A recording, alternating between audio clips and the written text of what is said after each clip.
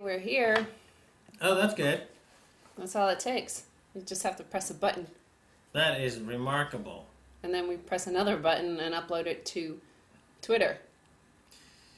You know, we all basically live in a spaceship now. Basically surrounded by technology. Everything is push button, everything is digital. This is what happened to the space program. We all live in the lunar module, looking for the Sea of Tranquility. Somewhere out there. Somewhere.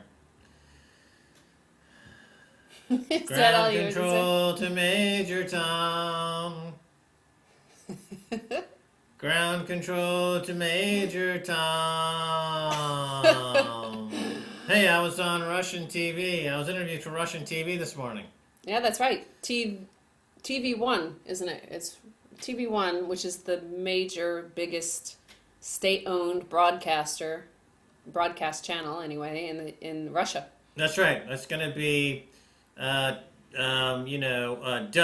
into Russian. Yeah. It's going to be dubbed into Russian. And somebody else who appears is Jim Rogers, apparently. Yeah, it's a show about the financial crisis. They interviewed Jim Rogers. They interviewed me. And also, Moscow TV1 wants the Oracle. So we're talking to them about the 10 episodes of the Oracle. So they're excited to be playing that show.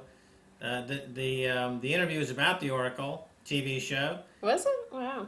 And we had Jim Rogers on the show, and they're looking forward to the next episode. So that could be exciting. The Russian TV station is very excited for the next episodes of the Oracle to play. Very good. Well, speaking of other outlets, though, honey, I saw that you wrote a piece for Huffington Post yesterday, Oh, which yeah. got a lot of traction. It's Yeah. quite interesting. So you called you said that let them have stained carpets, the Marie Antoinette moment for Obama. Yes. So I guess he met with all the heads of various bailed out banks, big banks on Wall Street. Yes. And after meeting with him, the grand pronouncement was that he wants them to be less blatant, I guess, about their expenses. You notice that they transferred the wrath of the people first from the size of the bailouts and all the blatant fraud to the bonus issue. And then when that escalated too much, they've now transferred it to redecorating their offices. They shouldn't redecorate their offices because apparently the taxpayer is in a bad mood. Well, yeah.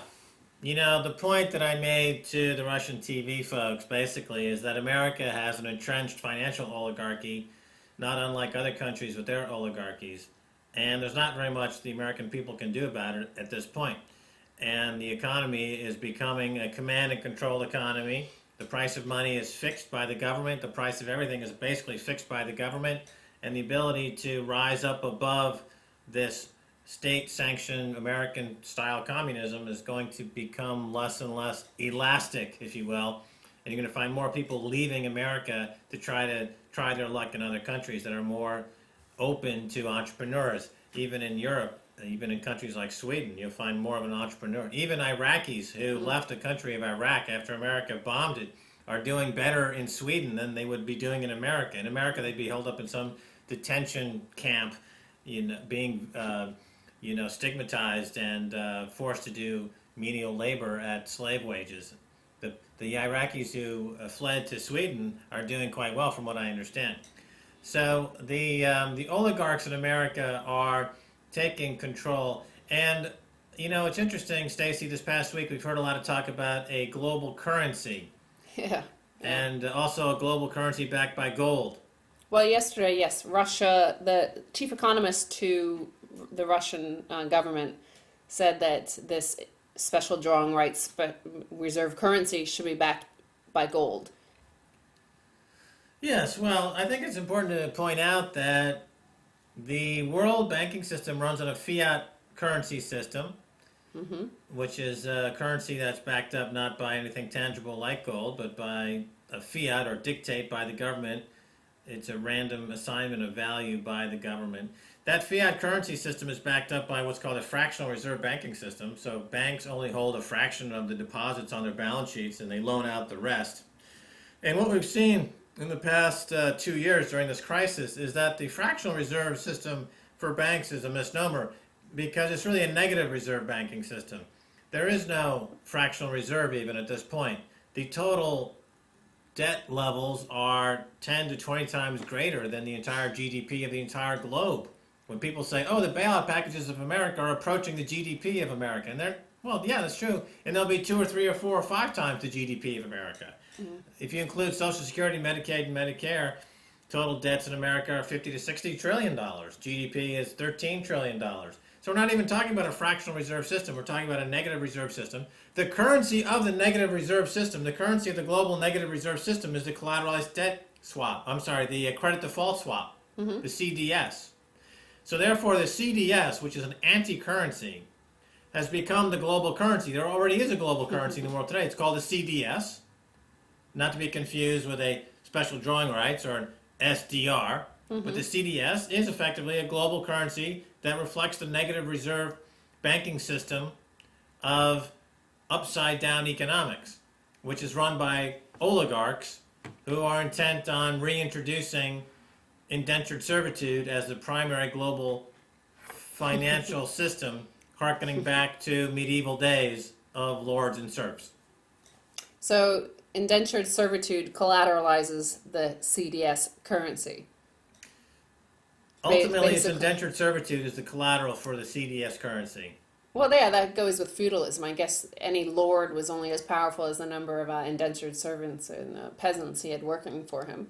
Right, and we saw a shift in balance during the Black Plague years. Yeah. During and after the Black Plague years, the number of indentured servants available to work on the aristocratic and royal estates declined. So the aristocracy actually had to pay for people to work, and this began the rise of what we now call the middle class. So basically, the only way to rise up in terms of your power and wealth is for your equals to die. Well, there has to be, there is right now a Holocaust going on, a financial Holocaust that'll wipe out more than 1 billion people, certainly. And this will raise the wages of those who remain unable to work. And until that happens, though, and as long as there are no representatives for labor in America, and of course nobody in America, it's remarkable that they are firing the head of the auto companies and they let the heads of the banks remain in their jobs. This is a very clear case of what we call savers versus speculators. Yeah. The workers and savers who are working at the auto companies or who are involved in companies that provide millions of jobs for people had their contracts broken and the CEO fired. Whereas the people who borrow to speculate at the banks, their contracts are not broken. They're considered their contracts are sacrosanct and unviable, and they were given huge bonuses. And they're given more money to borrow and speculate. So clearly, as I've been saying for years now, the true war is not between fundamentalists in some other country versus mom and pop and apple pie, but it's between savers versus speculators. And the speculating oligarchs, the borrowers and the speculating oligarchs all over the world, in America and other countries, are gaining in power thanks to guys like Tim Geithner and Ben Bernanke, who are in the pocket, and Barack Obama, as we write as I wrote on the Huffington Post piece. Barack Obama is now firmly in the camp of the oligarchs. He's not of the people. By the way, The Economist magazine, about a week or two ago, wrote a piece basically calling it savers versus speculators, writing that same exact thing you're talking about, that savers are being penalized on behalf of speculators who are being bailed out with savers' money. Well, for me, I don't try to totally mastermind the picture too much, because that requires work and I prefer my leisure. So what I do is I've just been buying gold bullion as a way to kind of take a step back and let the chips fall where they may. I'm confident that gold bullion will continue to do well, and we'll see who emerges the victor, but I don't think the workers are going to do particularly well this particular round. Well, that's it for now. Bye, y'all.